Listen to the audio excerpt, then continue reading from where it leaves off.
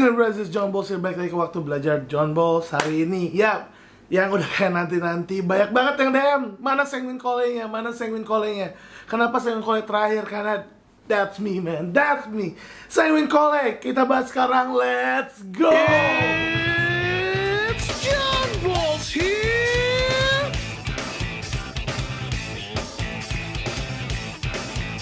Alright, Sanguine Cole. Oke. Mungkin harusnya ini videonya jadi video yang menyenangkan ya, tapi kalau ingat Sanguine Cole, ingat diri sendiri kayak kok inget dukanya ya? Apa karena lagi galau belakangan ini?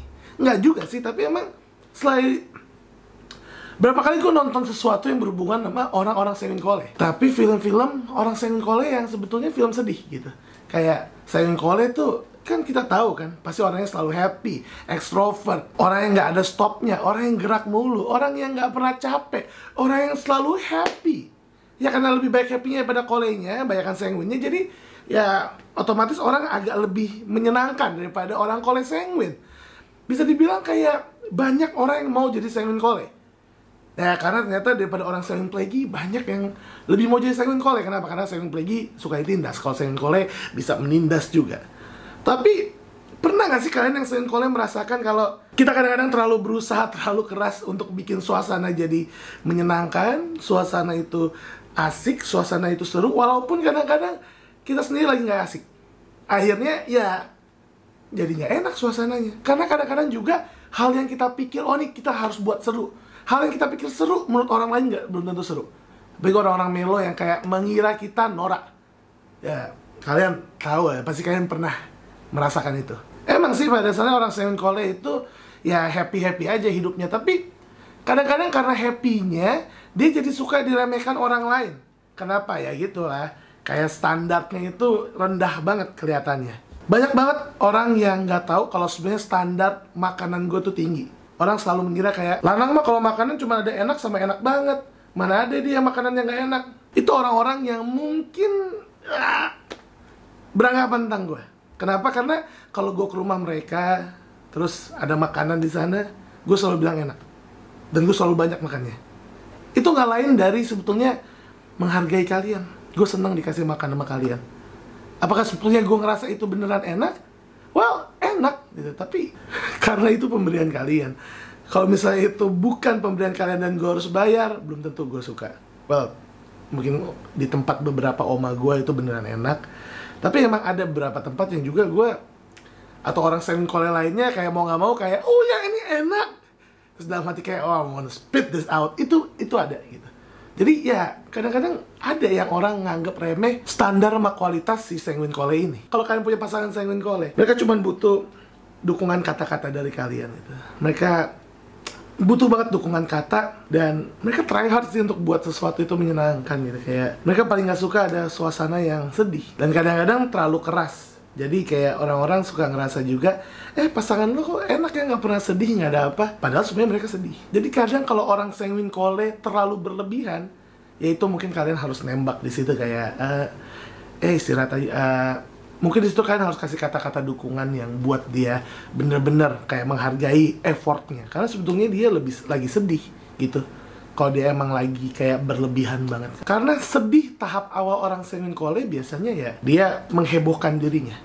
Dan apabila dia tetap sedih, habis menghebohkan dirinya kayak nggak dapat dukungan yang semana mestinya, dia baru bakal lockdown. Ya, lockdown bener. Orang Sanguine Cole bisa lockdown, ya ini ntar bakal jadi kayak judulnya gitu.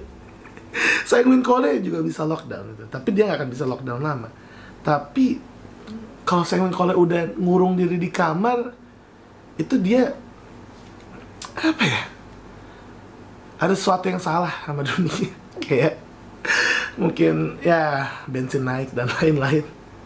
Tapi ya itu kan ngerti kan maksudnya. Dulu pernah adik saya bilang kalau intinya kayak dia udah ngerasa lelah ngelihat kakaknya si lanang ini pura-pura bahagia mulu gitu. Ya kayak, dan pas dia bilang gitu, pas kita lagi family discussion, gue nangis. Kayak kebetulan dia juga Sanguine Cole, jadi mungkin dia tahu sama yang kita rasain. Tapi bedanya dia orangnya lebih jujur dan lebih bijaksana daripada saya, walaupun kita beda 12 tahun. Tapi dia lebih jujur dan lebih bijaksana. Dan menurut saya, dia tahu gitu loh, kalau yang gue lakuin tuh kadang-kadang fake. Ketawanya fake, senyumnya fake, bahagianya fake. Kayak ngebuat video ini juga fake. Langsung deg-degan. Enggak. Ini nggak fake, ini nggak fake. Oke, kalian komen aja ini gue lagi fake senengnya atau beneran. Komen di bawah ya, yang banyak. Emang nyebelinnya punya pasangan Simon Coleris ya terlalu sering ngebully, terlalu sering ngeledekin pasangannya. Malah kayak untuk ketenaran dia korbanin pasangannya. Well, itu kadang terjadi tanpa dia sadari. Apakah saya gitu? Ya, saya ngelakuin itu. Apakah saya jahat? Ya, saya merasa saya jahat. Tapi terkadang emang ketenaran itu segalanya buat orang sanguin koleris. Apalagi yang sanguinnya dominan, apalagi 80% kayak saya bisa jadi orang sanguin tuh bisa lebih jahat daripada orang koleris kalau ketenarannya terganggu. Ya, kayak contohnya dulu waktu saya sama pasangan saya kerja di sebuah rumah sakit, dan saya ibaratnya jadi kayak omongan gitu, kayak wah kamu pacarnya cantik ya, kok kamunya jelek. Dan ya itu saya pernah snap dan hampir mukul orang, padahal orang sanguin selalu fun dan nggak mau mukul orang sebetulnya. Tapi ya itu pernah terjadi. Karena apa ya, sebenarnya bukan masalah kayak sama marah sama pasangan kita karena dia lebih populer, tapi kayak kita diremehkan gitu kadang-kadang karena fisik yang kurang ya.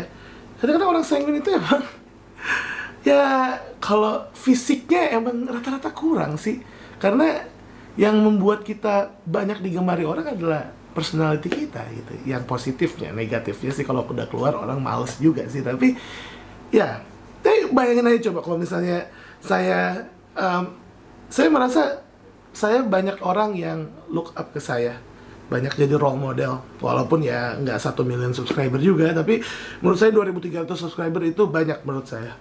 Bayangin aja 2.300 orang lagi nonton saya sekarang di sini bareng-bareng, ya ada yang lagi main HP juga, jadi yang fokus cuma berapa ratus orang, tapi bayangin itu terjadi.